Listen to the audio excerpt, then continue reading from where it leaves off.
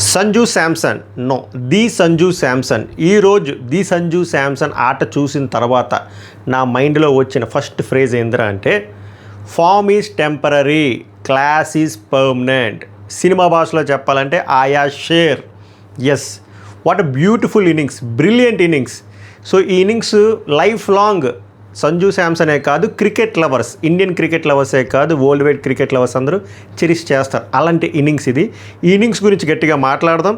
అలాగే చేజ్ గురించి మాట్లాడదాం. చేజ్లో సంజు శాంసన్ తర్వాత ఒక 2 కీలకమైన ఇన్నింగ్స్ గురించి కూడా నేను మాట్లాడి just completely my view point, me view point కూడా బలంగా కామెంట్ చేయండి. అలాగే సెమీస్ గురించి కూడా మాట్లాడదాం. చాలా షార్ట్ అండ్ స్వీట్గా ఉంటుంది, బట్ నా ఒపీనియన్, నా వ్యూ పాయింట్ ఆనెస్ట్గా చెప్పడానికి ట్రై చేస్తాను రాంట్రస్టిక్గా. వీడియో కానీ మీకు నచ్చితే ఎక్కడ నచ్చితే అక్కడ లైక్ చేయండి, కుదిరితే హైప్ ఆప్షన్ ఇవ్వండి, సో దట్ వైడర్ ఆడియన్స్కి వెళ్తుంది. కాంటెంట్ నచ్చితే సబ్స్క్రైబ్ చేయండి. ఇంకా let's dive into the video. Welcome to Pavan రా టాక్స్. మేరా నామ్ పవన్ హే. ముందుగా సంజు శాంసన్ గురించి మాట్లాడదాం. ఎన్ని మాటలు అన్నారు, ఎంత హ్యూమిలియేట్ చేశారు, ఎందుకు సంజు శాంసన్ని స్క్వాడ్లో తీసుకున్నారు? సరిగ్గా వినండి, ఫైనల్ 11 కాదు, స్క్వాడ్లో ఎందుకు తీసుకున్నారు? అంత పూర్ పర్ఫార్మెన్స్ కంటిన్యూ అవుతున్న తర్వాత కూడా, న్యూజిలాండ్ సిరీస్లో అంత పూర్ పర్ఫార్మెన్స్ తర్వాత కూడా ఎందుకు స్క్వాడ్లో తీసుకున్నారు అని అన్నారు. చాలా హ్యూమిలియేట్ చేశారు. కరెక్ట్ ప్లేయర్ కాదని చెప్పారు, ఏసీడీసీ ప్లేయర్ అన్నారు, ఫ్లూక్ ప్లేయర్ అన్నారు, చాలా మాటలు అన్నారు. దాని తర్వాత మనం in the sense team India management కూడా ఫస్ట్ 4 మ్యాచెస్లో 3 మ్యాచెస్ అసలు ఛాన్స్ ఇవ్వలేదు. ఆ ఒక్క మ్యాచ్ కూడా ఛాన్స్ ఎలా వచ్చింది అంటే Rinku sing some personal emergency వల్ల ఆ మ్యాచ్ ఆడకపోతే ఆ మ్యాచ్ ఛాన్స్ వచ్చింది. సో దీనికంటే ముందు 2 మ్యాచ్లు ఆడి 2 మ్యాచ్లో మంచి స్టార్ట్ వచ్చింది, 20+ ఆర్డర్ రన్స్ వచ్చింది. చాలా తక్కువ బాల్స్లో మంచి నిక్, మంచి అంటే మిడిల్ చేస్తున్నాడు. సో అయినా కూడా చిన్న అప్రహెన్షన్స్ ఉన్నాయి, సంజు శాంసన్ ఉండాలా వద్దా, ఫ్లూక్ ఇన్నింగ్స్, చిన్న టీంలో ఆడుతూటి ఇది అదని చెప్పి. But he proved. కొన్ని పదాలు ఉంటాయి, never right of A class player. Sanju Samson is a class player. దాని వెడ్డిక్ట్ మీరు ఈరోజు చూశారు. అది ఫ్లూక్ ఇన్నింగ్స్ కాదు. ఈరోజు మన సెకండ్ ఇన్నింగ్స్లో అభిషేక్ శర్మవి బీట్ అయ్యే, ఇషాన్ కిషన్ది బీట్ అయ్యింది, హార్దిక్ పాండ్యా బీట్ అయ్యే, స్కైవి బీట్ అయ్యే.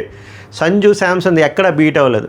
చాలా కన్సిస్టెంట్గా బౌండరీస్ కొడుతున్నాడు, అలాగే స్ట్రైక్ రొటేట్ చేస్తున్నాడు. అండ్ బ్యాక్ ఆఫ్ మైండ్లో ఒకటి అనుకొని వచ్చాడు. అది పోస్ట్ మ్యాచ్ ప్రజెంటేషన్లో కూడా చెప్పాడు, చూసారో లేదో అది కూడా నేను కన్వే చేస్తే ఏమని చెప్తున్నాడంటే, నాకు రెస్పాన్సిబిలిటీ, నాకు T20 ఐపీఎల్లో వేరే, ఇక్కడ వేరే, ఇక్కడ టీమిండియాలో అందరూ వరల్డ్ క్లాస్ ప్లేయర్స్ ఉన్నారు. సో నేను ఫస్ట్ బ్యాటింగ్ వచ్చినా నా దృష్టి మ్యాక్స్ 2 to 3 బాల్స్ తీసుకుంటా, బట్ నేను బాల్స్ వేస్ట్ చేయకూడదు. ఎందుకంటే టీమిండియాకి చాలామంది బ్యాటర్స్ ఉన్నారు డౌన్ ద లైన్.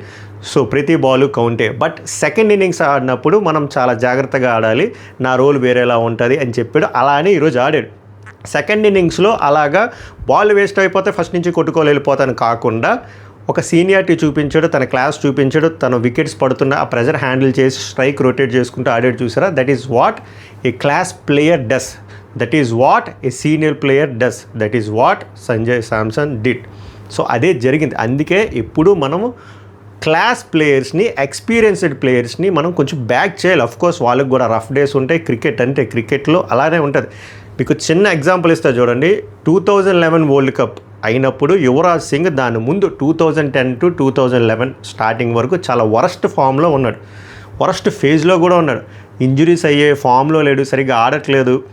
ఇంకా బౌలింగ్ పక్కన పెట్టిన బ్యాటింగ్ కూడా అస్సలు ఆడట్లేదు. అసలు చాలామంది అపోజ్ చేశారు, యువరాజ్ సింగ్ని select చేయొద్దన్నారు.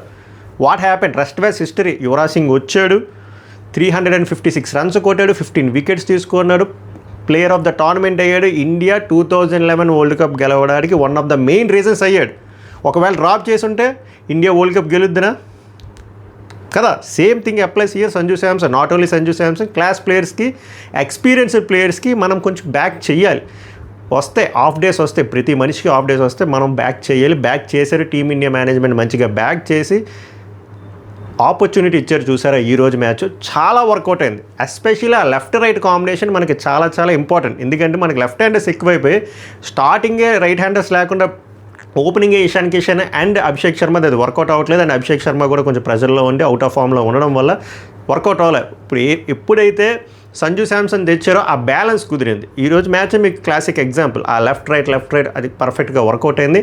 And Sanju Samson has showed his class. So దీనిపైన మీ అభిప్రాయం ఏంటో కామెంట్ చేయండి. ఎందుకంటే అది జస్ట్ ఏసీడీసీ ఇన్నింగ్స్ కాదు, 12 4లు, 4 6లతో పాటు 25 సింగిల్స్ కూడా తీసాడు, singles and twos. So and 360 degrees అన్ని షాట్లు ఆడాడు. ఎక్కడా బీట్ అవ్వలేదు, ఎక్కడ టెంపర్మెంట్ కోల్పోలేదు. ఇది చాలా ఇంపార్టెంట్ మ్యాచ్. ఇది ఒక వర్చువల్ నాకౌట్. ఎలాగైనా ఇండియాని సెమీస్ తీసుకెళ్లాలనే పట్టుదలతో ముందుకు తీసుకెళ్ళాడు చూసారా. Hats off to Sanju Samson. And ఇలాంటి ఇన్నింగ్స్ ఇంకా కోరుకుంటున్నాం. సెమీస్లో కూడా ఫైనల్స్లో కూడా వస్తాయని నాకు బలంగా అనిపిస్తుంది, నా సిక్స్త్ సెన్స్. అలాగే ఈరోజు చేజ్లో 70% విన్నికి సంజు శాంసన్ కారణమైతే 30%లో ఒక 20% నేను తిలక్ వర్మకి ఇస్తాను. తిలక్ వర్మ వచ్చినప్పుడు కొంచెం ప్రెషర్ పెరుగుతుంది, కొంచెం రన్ రేట్ పెరుగుతుంది. తిలక్ వర్మ ఏదైతే 29 రన్లు 15 బాల్లో కొట్టాడో it's pure gold. So Tilak Varma innings కూడా మనం అప్రిషియేట్ చేయాలి. తిలక్ వర్మ లాస్ట్ 2 ఇన్నింగ్స్ కూడా సూపర్గా ఆడుతున్నాడు. కాకపోతే పెద్ద నాకు కన్వర్ట్ చేయడానికి ఆపర్చునిటీ రాలేదు. ఐ హోప్ అది సెమీస్లో వస్తుందని కోరుకున్నా. అండ్ ఇంకో ఇన్నింగ్స్ కూడా మనం మాట్లాడాలి. ఈ బుడ్ ఇన్నింగ్స్ని ఎవరు గమనించరు 70 to 80%. కానీ ఇలాంటి నాకౌట్స్లో ఇది ఒక వర్చువల్ నాకౌట్. ఇది ఒక క్వార్టర్ ఫైనల్ మ్యాచ్. ఇది దూబే వచ్చి ఆ 4 బాల్లో 10 రన్లు కొట్టాడు చూసారా, అది ఇంకా పెద్ద గోల్డ్. ఆ టైంలో 4 బాల్లో 2-3 డాట్ అయ్యి అవుట్ అయిపోతే మ్యాచ్ వేరేలా వెళ్తుంది. ఎందుకంటే ఇలాంటి నాకౌట్స్, ఇలాంటి వర్చువల్ నాకౌట్స్లో మ్యాచ్ టర్న్ అవ్వడం సెకండ్స్ బాల్స్లో ఒక 2-3 బాల్స్లో షిఫ్ట్ అయిపోతుంది.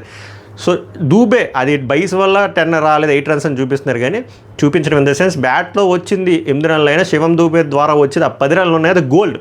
సో శివం దూబే కాంట్రిబ్యూషన్ కూడా మనం అప్రిషియేట్ చేయాలి ఈరోజు చేజ్లో. సో నా దృష్టిలో వీళ్ళు ముగ్గురు సూపర్గా ఆడారు. These 3 players are the key pillars.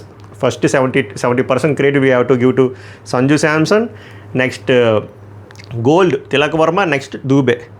And coming back to records అనేవి మెంట్ టు బి బ్రోకెన్. యాక్చువల్గా మనకు పూర్ రికార్డ్ ఉంది వెస్ట్ ఇండీస్తో. అండ్ ఆల్రెడీ మనం 2016 వరల్డ్ కప్ సెమీఫైనల్లో వైస్ వర్స్ అయింది. 190+ కొట్టాం, 192, 193 సబ్జెక్ట్ టు ద కరెక్షన్. వాళ్ళు కొట్టేసారు 2 బాల్లు స్పేర్ చేసుకొని. సో ఆ రివెంజ్ అయితే మనం తీర్చుకున్నాం. అలాగే ఇంకో రివెంజ్ కూడా తీర్చుకోవాలి. అదేంటంటే ఇంగ్లాండ్ మీద. ఎలాగో మనం ఇంగ్లాండ్తోనే మనం సెమీస్ ఆడుతున్నాం వాన్కడేలో కాబట్టి. అండ్ మనకు అది ఒక ప్లస్ పాయింట్ కూడా అవుద్ది వాన్కడే, ఎందుకంటే 4 ప్లేయర్లకి అది హోమ్ పిచ్. సూర్యకుమార్ యాదవ్కి, బుమ్రాకి, హార్దిక్ పాండ్యాకి, తిలక్ వర్మకి. సో అది వాల్యూ యాడెడే మనకి. మనకు రివెంజ్ బాకీ ఉంది. మనం కూడా 2022 again subject to the correction 2022 world cup semis మనం ఇంగ్లాండ్తో దారుణంగా ఓడిపోయాం. సో మనకు అది బాకీ ఉంది. ఐ హోప్ ఆ రికార్డు కూడా బ్రేక్ అవ్వాలని కోరుకుంటున్న సెమీస్లో. కానీ సెమీస్లో మనం కొంచెం పర్ఫార్మెన్స్లో అన్ని బ్యాటింగ్లో ఆల్మోస్ట్ అన్ని చెక్ బాక్సులు చెక్ చేస్తాం. ఓన్లీ ఒకటి మిగిలింది ఏంటంటే అభిషేక్ శర్మ ఫామ్. మళ్ళీ అభిషేక్ శర్మ మీద ఇప్పుడు సంజు శాంసన్ గురించి ఎలా అయితే మాట్లాడుతా అవే మాట్లాడతా. దానికి నేనేం చెప్తానంటే, అభిషేక్ శర్మ అనేవాడు 25 సంవత్సరాల పిల్లోడు. గత 1.5 ఇయర్గా ఐసీసీ ర్యాంకింగ్ బ్యాటింగ్లో T20లో నెంబర్ 1లో ఉన్నాడు. ఫస్ట్ టైం ఒక వరల్డ్ కప్ ఆడుతున్నాడు. ఆబ్వియస్గా ప్రెజర్ ఉంటుంది. అలాగే ఇల్నెస్ కూడా అయింది, హెల్త్ కూడా బాగోలేదు. So back of the mind చాలా రన్ అవుతాయి. సో ఇలాంటప్పుడే మనం సంజు శాంసన్కి ఎలాగైతే బ్యాక్ చేసామో అభిషేక్ శర్మ కూడా బ్యాక్ చేస్తే ఒక్కరు ఇన్నింగ్స్ చాలు. అది సెమీస్లో అయినా ఫైనల్స్లో వచ్చినా మామూలుగా ఉంటుంది. ఆ డిఫరెన్స్ మీరు క్లియర్గా చూస్తారు. So we should back such players like Abhishek Sharma, Ishan Kishan, Tilak Varma ఇలాంటి యంగ్ ప్లేయర్స్ని కూడా మనం బ్యాక్ చేయాలి. సో నేనైతే బలంగా బ్యాక్ చేస్తున్నా. నాకు ఎక్కడో కొడుతుంది సెమీస్లో కానీ ఫైనల్స్లో కానీ మనోడు ఆడతాడని చెప్పి. సో బ్యాటింగ్లో అన్ని చెక్ బాక్సులు చెక్ అయిపోయి సంజు శాంసన్ మంచి ఫామ్లోకి వచ్చాడు. తిలక్ వర్మ ఫామ్లో ఉన్నాడు. హార్దిక్ పాండ్యా ఈ మ్యాచ్ ముందు 2 50లు కొట్టాడు. శివం దూబే మంచి ఫామ్లో ఉన్నాడు. So everyone is in good form. SKY ఫామ్లో ఉన్నాడు, అందరు ఫామ్లో ఉన్నారు. బౌలింగే కొంచెం ఇంప్రూవ్ చేసుకోవాలి. బౌలింగ్తో పాటు మనం ఇంప్రూవ్ చేసుకోవాల్సింది క్యాచింగ్ ఎఫిషియన్సీ. మన క్యాచింగ్ ఎఫిషియన్సీ అందరికంటే చాలా తక్కువ ఉంది వరల్డ్ కప్ టోర్నమెంట్లో. సో అది ఇంప్రూవ్ చేసుకోవాలి. Ground level okay, but catching efficiency మాత్రం చాలా పూర్గా ఉంది. అది మనం ఇంప్రూవ్ చేసుకోవాలి. ఎస్పెషల్లీ ఒక క్వాలిటీ టీమ్ లైక్ ఇంగ్లాండ్తో మనం సెమీస్ ఆడుతున్నాం కాబట్టి వాళ్ళ క్యాచింగ్ ఎఫిషియన్సీ చాలా బెటర్గా ఉంది మనతో. అండ్ గ్రౌండ్ ఫీల్డింగ్ కూడా.